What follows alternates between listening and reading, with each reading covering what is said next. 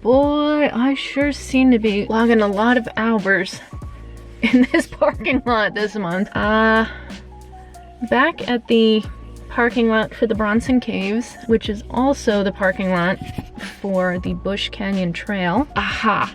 Don't let the 50 degrees on the thermometer fool you. That LA sun will still fry you no matter how cold it is. Ugh. So, I'll explain more once I get on my way. Happy Halloween. It's October 31st, so I figured I'd go do a spooky hike. And yeah, I'll get into the whole backstory once I get up there. I don't think there's really going to be that many people up here. There's maybe like, let's see, 1, 2, 3, 4, 5, 6, 7, 8, 9 cars, including me. All right. There's a whole backstory behind this. It's one of LA's, I think, more interesting and kind of creepy and kind of unfortunate legends. I'm really not sure what the whole story is, but we'll get into that. Give me a minute. I gotta put my stuff away so it doesn't get stolen. Be back. So far, all I've run into is some nice people walking their dogs. Kind of makes me wish I brought 7, but I think this one is a little bit too long for him, so he's at home under his blanket.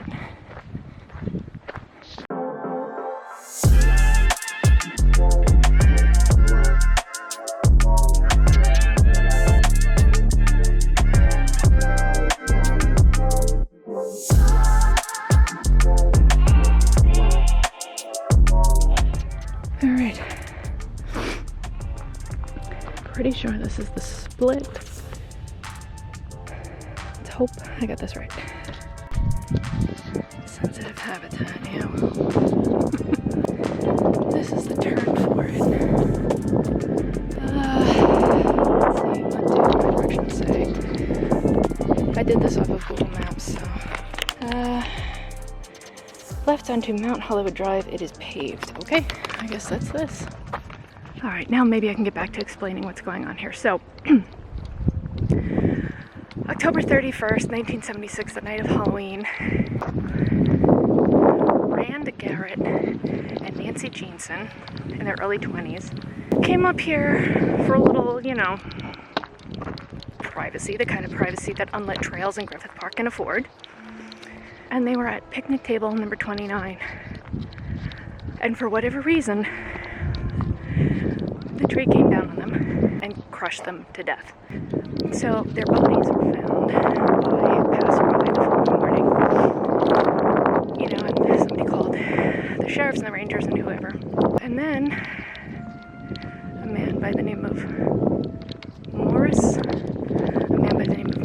Carl, tree trimmer, was tasked with taking the tree down. Well, he got to the picnic table and he said he felt a super eerie presence and that the table actually like thudded before he could even start cutting the tree. So he noped on out of there, went back to his boss and said, hell no, I'm not cutting this. And his boss, I believe, his name was Dennis Higgs, said, I bet you $500 I got that tree down and gone by the end of the day. Morris said, bet, and came up here to do the job himself. Well, apparently that was the last time he was ever seen alive. A jogger found his body the next day. Autopsy was performed and they said he died of a heart attack. Now, I don't know, for a middle-aged man chopping up a tree, that's absolutely plausible. But they also say maybe he died of fright. Short of going to the library and getting the microfiche, I dug and dug and dug. I couldn't find any obituaries on any of these people. I couldn't find any newspaper articles, and surely I would think that would definitely hit, you know, the LA Times at least. You know, I don't know. I think it's a pretty cool local legend.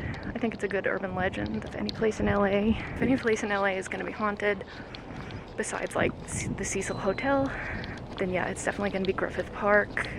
Bodies have been found. Cults come here. Bodies have been found just this past August.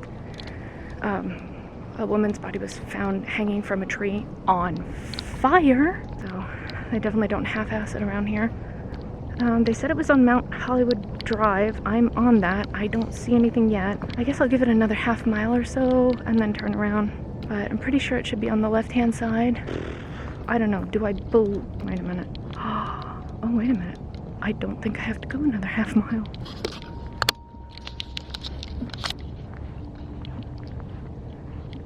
As I'm saying, oh, I'll go another half mile. I don't have to go another half mile.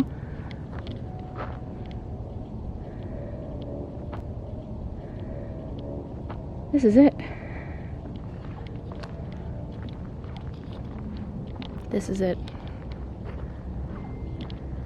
Rand Garrett, 22 years old. He was a musician. Nancy Jeanson, she was 20 and an aspiring actress because of course she was. It's LA, right?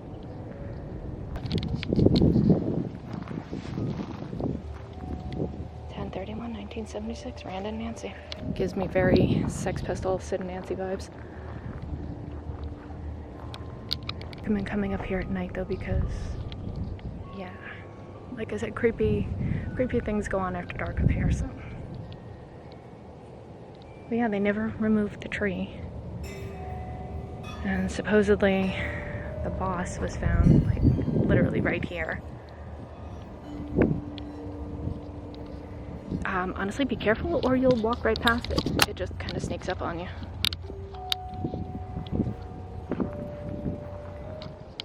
Imagine this whole thing just coming right down on you.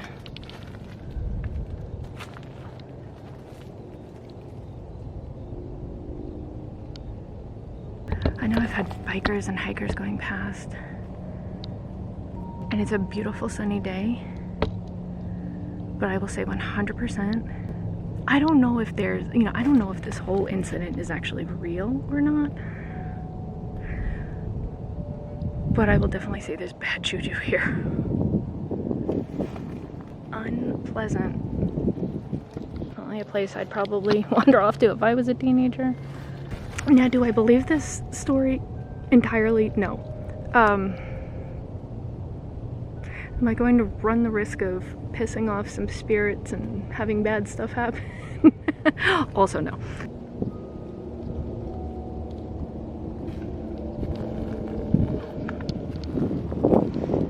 Even if it is all made up, it's still kind of a cool little urban legend. LA's full of them. I guess, yeah. They got part of the tree off and then they just decided to leave it. Wow, this table's so beat up. Left to rot since 1976. I don't even know if it's sturdy enough to hold me. And I don't know if it's a good idea to sit here, but I'm gonna do it anyway.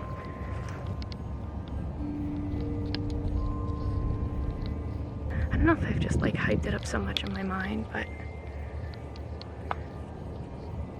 yeah, 100%. It's just, ugh. I've been here like 10 minutes already and not a single person has come past. Come on guys, if you're real and this actually happened, I'm so sorry. Give me a sign.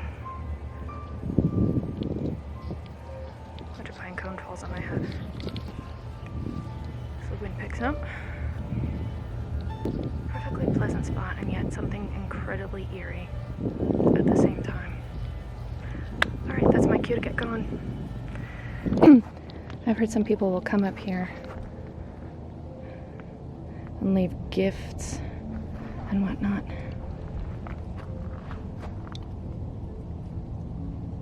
At least everything is downhill on the way back. I'm gonna head out, probably take a few pictures before I go back to the car and call it a day. But yeah, if you want to see a little piece of LA urban legend, come to picnic table number 29. Alright, well, on the assumption that this actually happened, and this is true, and two, young Hollywood kids lost their lives here. I'm sorry for what happened to you, and try to sleep well if you can. Bye.